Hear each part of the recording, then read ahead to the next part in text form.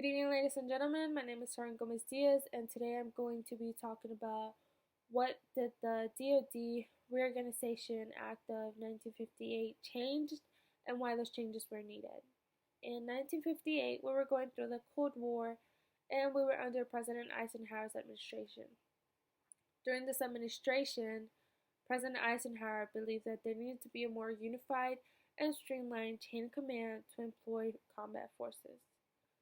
What this meant was that he wanted to put a stop to the separation of land, sea, and air combat, meaning that he wanted to hear a more unified voice versus an individual voice from each branch. So he went with Congress and they passed the DoD Reorganization Act of 1958.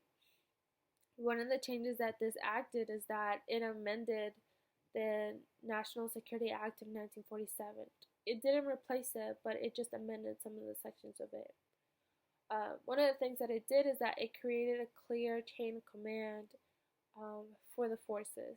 So it went from the President to the Secretary of Defense to the Joint Chief of Staff, who advised the Secretary of Defense and the President.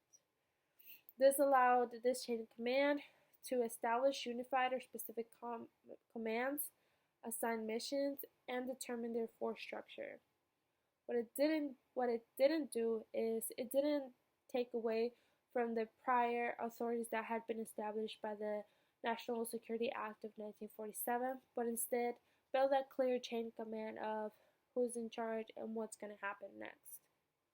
Another big change that this act did is that it took away from service chiefs and it gave a bigger voice to the chairman of the Joint Chief of Staff, as he became the principal military advisor to the President, the National Security Council, and the Secretary of Defense. By giving this power to the chairman of Joint Chief of Staff, it reduced the influence of individual service chiefs, which gave into the overall concept that President Eisenhower was looking for in unifying it.